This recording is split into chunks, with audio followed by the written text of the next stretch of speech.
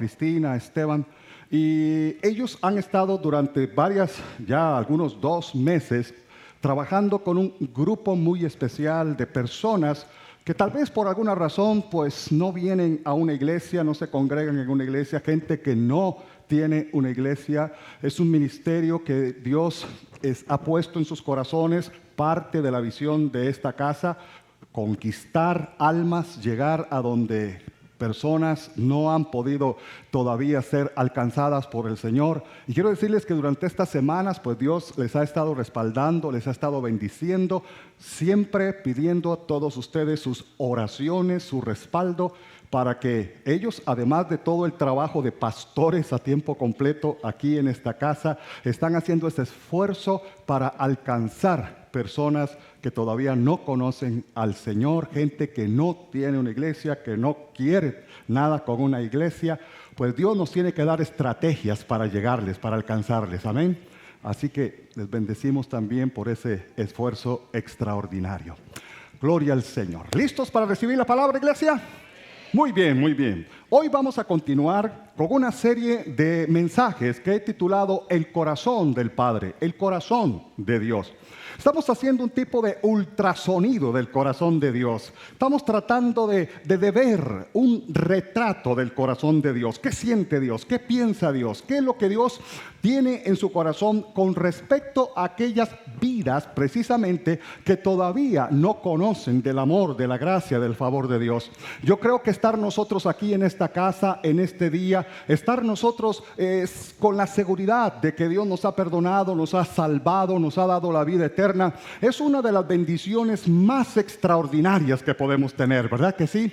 Saber que nuestros nombres están inscritos en el libro de la vida. Pero no sucede lo mismo con muchísimas personas.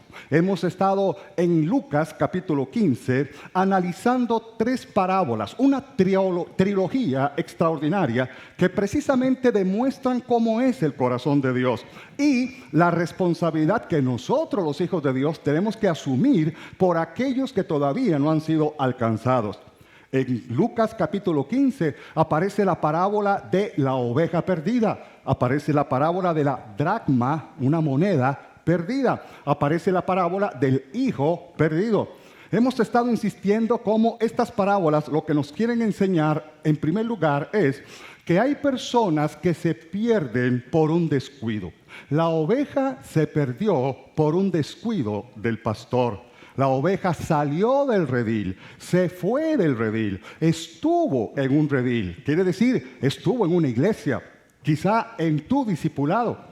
Estuvo en alguna actividad donde tú le habías traído a los pies de Cristo, le habías dado a conocer el amor de Dios, lo habías estado atendiendo, pero de un momento a otro esa oveja que estuvo contigo, quizás estuvo contigo sentado, quizás estuvo en tu discipulado, ya hoy no está, se fue del redil. Se perdió por un descuido del pastor. El pastor fue a buscar esa oveja perdida, porque la oveja por sí sola no va a regresar. La oveja tiene que ser buscada. Por otro lado aparece la parábola de la dracma, de la moneda. Una mujer tenía 10 monedas y perdió una de ellas. Esa moneda se perdió en la casa. Estamos hablando que aún en la iglesia hay personas perdidas, aunque usted no lo crea. Gente que viene a la iglesia, que tiene la Biblia, que levanta sus manos, tal vez hasta ofrendan, diezman, cantan, dicen aleluya, pero no están viviendo una correcta relación con Dios. En la iglesia hay muchos que no son, pero están, mientras que hay otros que están y no son. Son personas que dentro de la casa se han extraviado, se han perdido. Por otro lado, esta moneda que se perdió por un descuido, se perdió por un accidente. La oveja se perdió por un descuido, la moneda se perdió por un accidente. La mujer no pretendía que se le perdiera, pero se perdió. Y hasta que la buscó con mucho énfasis, con mucho afán, la pudo hallar, la pudo encontrar hasta encontrarla. Dice que encendió una lámpara. Dice que comenzó a barrer toda la casa con mucho ahínco, con mucho esfuerzo. Pero llegamos al tercer punto, el tercer episodio de esta trilogía, el hijo perdido. Él se perdió no por un descuido como la oveja, no por un accidente como la dracma, sino adrede, voluntariamente, quiso perderse. Padre, dame los bienes, la parte de la herencia que me corresponde. Ya no quiero nada contigo, me voy, me voy. Él tomó la decisión. Gente se pierde por un descuido, gente se pierde por un accidente, gente se pierde porque decide perderse. Dicen, yo quiero estar en el pecado, yo no quiero nada con Dios, yo decido irme lejos del Señor. Algo muy importante es quiénes son los personajes principales de estas parábolas. Siempre pensamos que, bueno, la parábola de la oveja perdida, el chiquillo de la película es la oveja. No, es el pastor que busca la oveja. La dracma perdida no es la moneda el personaje principal, es la mujer que busca la moneda. En el hijo perdido, en el hijo pródigo, no es el hijo pródigo el personaje principal donde se centraliza, se enfoca todo. No, es el padre que espera, que tiene expectativa, que ama, que está buscando, anhelando que su hijo regrese. En pocas palabras, lo que estas tres parábolas nos quieren enseñar es qué hay en el corazón de Dios. El inmenso amor de Dios por los perdidos.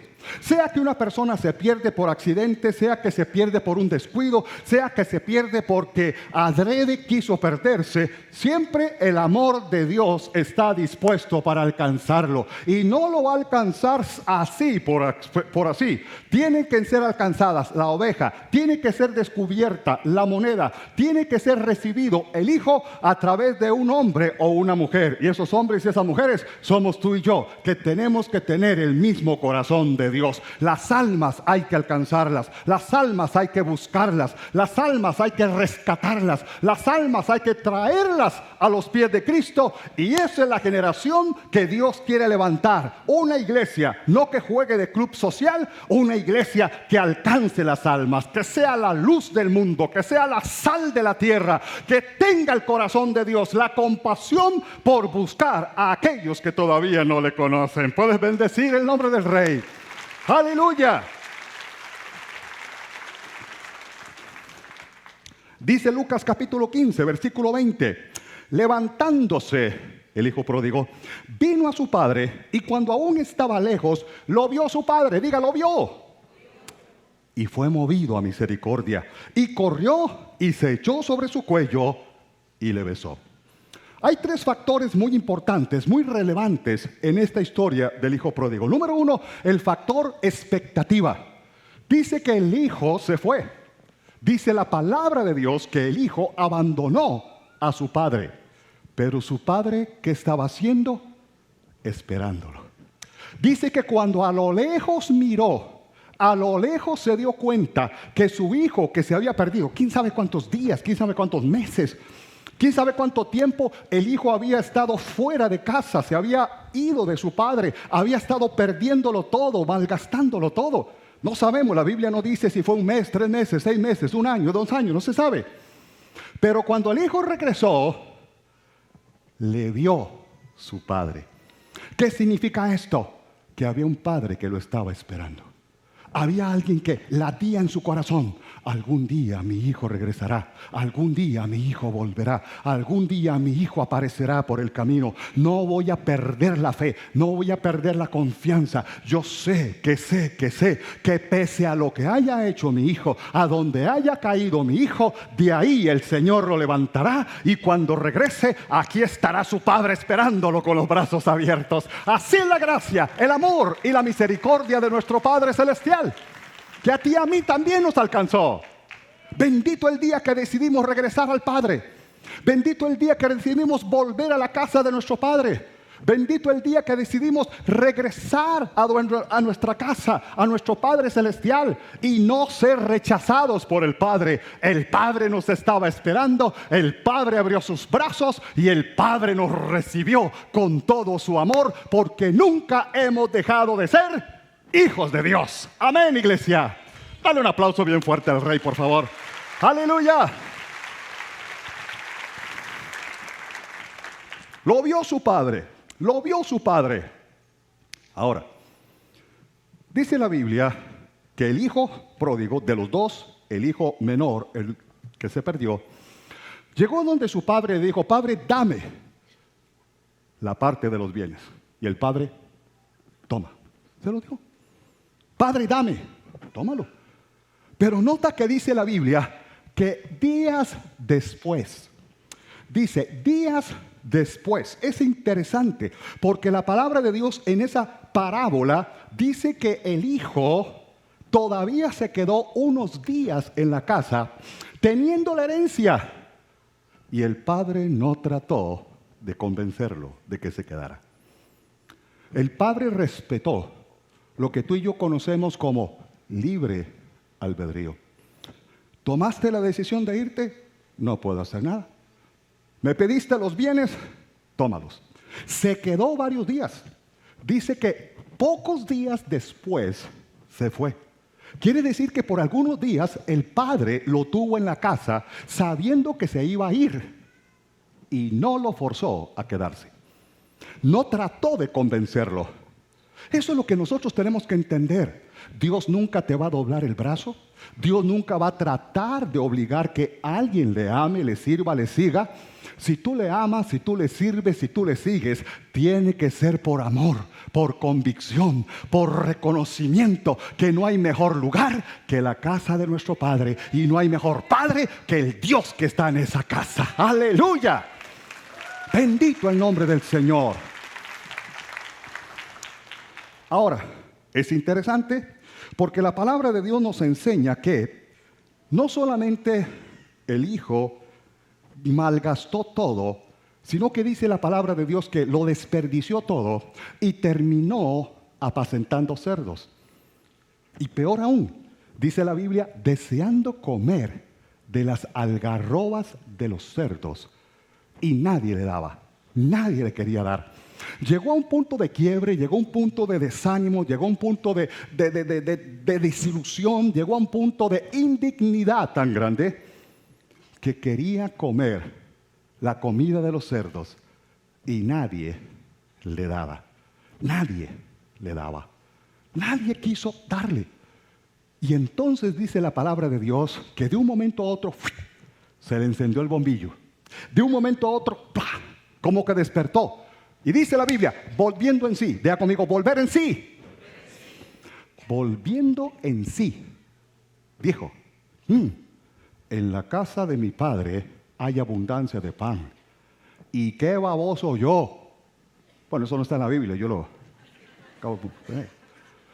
En la casa de mi padre hay abundancia de pan y yo aquí me estoy muriendo de hambre. No, qué bárbaro. Por eso dice la palabra, volviendo en sí. ¿Qué fue algo que el padre entendió? Que su hijo estaba loco. Volviendo en sí. Quiere decir que no estaba actuando normalmente, correctamente, que no estaba actuando en una forma lógica.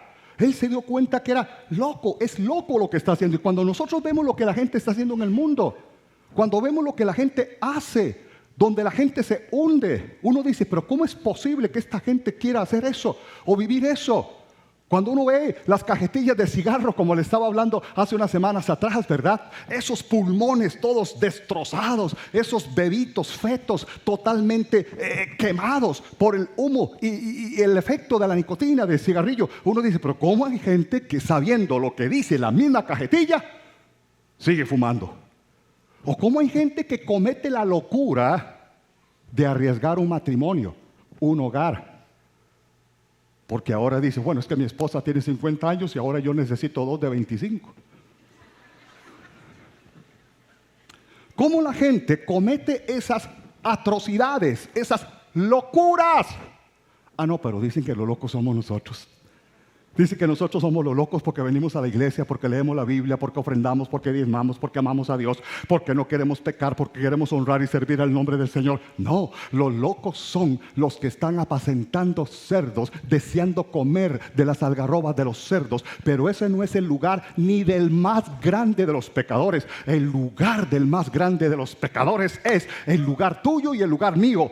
juntamente con Cristo en los lugares celestiales, lavados en la sangre del Cordero de Dios, redimidos y rescatados del pozo de la desesperación. ¡Qué bueno es el Señor! ¡Qué bueno es el Señor! Ahora, esa es la actitud del Padre. Lo estaba esperando y lo vio a lo lejos. Esa actitud representa la actitud y el corazón de Dios para con un pecador. Por ejemplo, el Señor Jesucristo, dice la Biblia en Mateo capítulo 9, versículo 35, recorría Jesús todas las ciudades y aldeas, enseñando en las sinagogas de ellos, enseñando, predicando el evangelio del reino, sanando toda enfermedad y toda dolencia en el pueblo. Diga, en el pueblo. A Jesús le encantaba estar en la gradería de sol, con la canalla. Dice, recorría Jesús las ciudades, las aldeas. Nosotros no podemos ser una iglesia encerrada en cuatro paredes. La iglesia no existe para jugar de club social. La iglesia no está aquí en la tierra para venir los domingos o los martes y pasar un tiempo rico, un tiempo delicioso, un tiempo bonito, un tiempo de bendición. La iglesia está aquí para transformar el mundo. Y el mundo está allá afuera. Tenemos que ir a buscar los que están afuera. Porque dice la Biblia, repito, que tú y yo somos la luz del mundo y la sal de la tierra. ¿Dónde alumbra la luz? En las tinieblas. En las tinieblas. Lo primero que tenemos que entender es que tenemos que identificarnos con la gente que no conoce al Señor. Nunca vamos a ser una iglesia relevante, nunca vamos a ser cristianos que cumplen el propósito de Dios si nos desligamos de aquellos que no conocen al Señor. Pastor, desde que yo me convertí, ya no tengo ningún amigo inconverso, impío. Desde que me convertí, ya no volví a poner un pie en la casa de fulana de tal, que es familia mía, porque no conoce al Señor, y tiene ídolos, y tiene olores raros, y tiene el Buda ahí con todo el ombligo casi por reventarse, y tiene aquí, y tiene allá. Eso es loco. Jesús prefería andar con los enfermos, con los pecadores, que con los religiosos de aquel entonces. ¿Cómo vamos a alcanzar al perdido si no tenemos relación con el perdido? Nosotros estamos para afectar el mundo, no para que el mundo nos afecte a nosotros. Tenemos que ser una generación de gente que no le tenga miedo al mundo. Jesucristo, orando en Juan capítulo 17, dijo, Padre, no te pido que los quites del mundo, sino que los guardes del mal. Déjalos en el mundo, porque solamente así van a poder compartir las buenas nuevas. ¿Cuánta gente conoces? ¿Cuánta gente es amiga tuya que no conoce a Dios? Que fuman, que toman, que tal vez tienen una vida de disolución, de pecado. Ah, no, pastor, ya no. No, ahora yo solo ando con gente limpia, santa, sin mancha y sin arruga. Pues te equivocaste. Tienes que buscar a los perdidos. Jesús, dice la Biblia, recorría las aldeas y las ciudades. Y nota lo que dice, no solo recorría las aldeas y las ciudades, sino que dice que andaba predicando, sanando toda enfermedad y toda dolencia. ¿A dónde? En el pueblo. Con la gente, con el pueblo, en el pueblo. Ahí es donde Jesús se metía, ahí es donde Jesús andaba. Por eso a Jesús, ¿cómo lo conocían? Amigo de pecadores. A Jesús le decían, oh, qué hombre más santo, más puro, más limpio, más sin mancha. Mira ese amigo de pecadores. Mira, Jesús come con pecadores. Mira, Jesús va al cine con pecadores. Jesús va al restaurante con pecadores. Jesús juega mejengas con pecadores. Jesús anda aquí, anda allá, con pecadores. Porque si no andamos con pecadores, ¿cómo vamos a identificarnos con los pecadores? ¿Cómo vamos a mostrarles el amor de Dios? ¿Por telepatía? ¿Por Facebook? ¿Cómo lo vamos a hacer?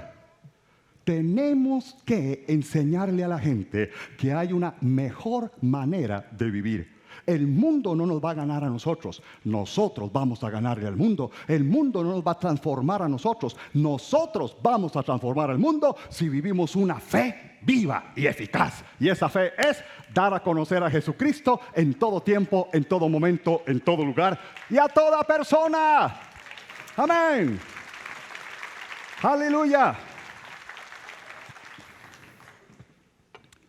El padre sabía que algún día su hijo volvería porque estaba loco. Estaba loco. ¿Sabes? Es interesante porque la palabra de Dios me habla de cuál es la necesidad que se revela en esta trilogía. En primer lugar, esta trilogía, estas 3 parábolas, establecen el deseo de Dios. ¿Cuál es el deseo de Dios? Que todo el mundo se salve. La Biblia dice en 1 de Timoteo, capítulo 3, versículo 3 y 4, dice: porque esto es bueno y agradable delante de Dios nuestro Salvador, el cual quiere, diga Dios quiere, que todos los hombres sean salvos. No que unos cuantos, no que los que vienen al centro evangelístico, no los que nos acompañan por la televisión a la distancia o por las redes sociales, gente que nos da la deferencia, la bendición de poder compartir con ustedes en su casa, en su lugar de trabajo. No, Dios dice todos los hombres. Y todos son todos, buenos y malos, lindos y feos. A Dios gracias, aquí en el centro estamos lindos. A todos los hombres. ¿Cuál es la necesidad que nos presenta esta trilogía? Número 1, el deseo de Dios. Número 2, la necesidad del hombre. ¿Cuál es la necesidad del hombre? Ser salvo. Ser salvo. La gente anda como desorientada, desubicada. El mismo ateo dice: gracias a Dios que yo no creo en Dios. O sea, ni saben en dónde están parados. La Biblia dice en 1 de Corintios capítulo 2, versículo 14, 1 de Corintios 2, 14, dice: el hombre natural significa el hombre que no tiene a Jesús. El hombre natural no percibe las cosas que son del Espíritu de Dios, porque para él son locura y no las puede entender. La gente es mala, no porque tiene mala fe, es porque no puede entender las cosas de Dios. Ay, pero yo le hablo de Cristo a fulano y sigue en el adulterio. Yo le hablo de Cristo a sutano y nada que cambia su forma de ser, deja el abuso, la agresión. Yo le hablo a sutano y no quiere entender que uno tiene que tener su correcta relación con su hogar, con su matrimonio, y por eso anda en infidelidad. La gente no lo puede entender. Entiéndelo. Entiende que la gente no puede entender lo que tú y yo entendemos. ¿Lo entendió? El hombre natural no percibe, no agarra las cosas del Espíritu, ni las puede entender. Por más teología que le hables, por más versículos que le chorres, por más que le imponga las manos y que llegues a profetizarle: mire, suegra inconversa, así dice el Señor. No lo puede entender. La necesidad del hombre, conocer a Dios. El deseo de Dios, que el hombre le conozca. Y estas parábolas, esta trilogía, me habla de la urgencia de la intervención de un tercero. Alguien tiene que dar a conocer a Jesús. El deseo de Dios, que todos se salven. La necesidad del hombre, ser salvo, ser perdonado. La intervención de un tercero. Por eso la Biblia dice en el libro de Romanos, capítulo 10, versículo 14, dice: ¿cómo pues invocarán a aquel en el cual no han creído? ¿Y cómo creerán en aquel de quien no han oído? ¿Y cómo oirán sin haber quien les predique? Puede ser la oveja que dejó el redil. Puede ser la moneda que en la iglesia, en la casa, todavía está perdida. Puede ser el hijo pródigo que no quiere nada con Dios, que anda en el mundo, que anda apacentando cerdos, deseando comer la algarroba de los cerdos. Sea cual sea el cuadro, la Biblia dice que tiene que haber un tercero, alguien que les predique. Pastor, yo paso orando, ayunando para que se convierta el jefe del lugar donde yo trabajo. Deje de orar y ayunar y háblele de Cristo. Háblele de Cristo. Pastor, tengo 5 años de estar orando, intercediendo. Me levanto en la madrugada, me acuesto tardísimo, orando por ese familiar que todavía no quiere nada con Dios. Deje de orar, háblele, vaya, invítelo a su casa, invítelo a la iglesia, invítelo a que conozca de la palabra de Dios, invítelo sin la intervención de un tercero. Y ese tercero somos tú y yo. No son los ángeles, somos los hombres, los que podemos venir y decirle, ¿sabes qué? Así como Dios me cambió a mí, así como Dios tuvo misericordia conmigo, Dios te puede cambiar a ti. Dios quiere tener misericordia contigo también. Somos mensajes andantes. Aleluya. Bendito el Rey para siempre. Ahora, Jesucristo, en primer lugar, nos enseña cómo su corazón es un corazón de misericordia, de compasión.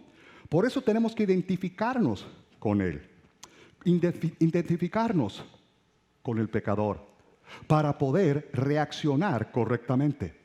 Cuando Jesús vio a los pecadores, dice en este texto que acabamos de leer, cuando Jesús vio, en Mateo 9:35, cuando Jesús vio las multitudes, tuvo compasión. Si no ves, no vas a tener compasión. Tienes que ver lo que está pasando. Tienes que ver. Si no vemos qué está pasando, nunca vamos a tener compasión. Porque sin relación no puede haber identificación. Si yo no me relaciono con alguien, nunca me voy a identificar con ese alguien. Cuando yo me relaciono con alguien, voy a identificarme con ese alguien, porque me voy a dar cuenta que detrás de lo que hace hay toda una historia. Que no es que es malo por nacimiento. Algo pasó, algo marcó su vida. Cuando me relaciono con algo, con alguien, voy a identificarme con ese alguien. Por eso cuando Jesús los vio, tuvo compasión. ¿Qué has visto tú? ¿Ya viste esa oveja que se te fue de tu discipulado, de tu grupo de oración? ¿Ya viste aquella oveja que habías traído de la iglesia que ya no quiere nada con Dios? Si la has dejado de ver, tienes que verla. En el momento que la veas, te vas a identificar, vas a tener compasión. ¿Has dejado de ver aquella moneda que en la casa está perdida? Hasta que la veas, te vas a identificar. ¿Has dejado de ver a aquel hijo pródigo? Pastor, es que anda apacentando cerdos, anda desperdiciando todo. Pero si lo ves, te vas a identificar con él. Y cuando te identificas, tienes compasión. Jesús vio y tuvo compasión. ¿Por qué? Porque vio. Amén. No cerremos los ojos a la necesidad del mundo. No cerremos los ojos. Porque se fue de la iglesia, porque se fue del discipulado, porque no quiso de mí. Es una oveja que dejó el redil. Hay que ir a buscar. Porque es una dracma, una moneda perdida, que estando en la iglesia está en pecado, está abusando de gente, está haciendo cosas incorrectas. Hay que buscarla, hay que encontrarla, hay que ganarla para el Rey.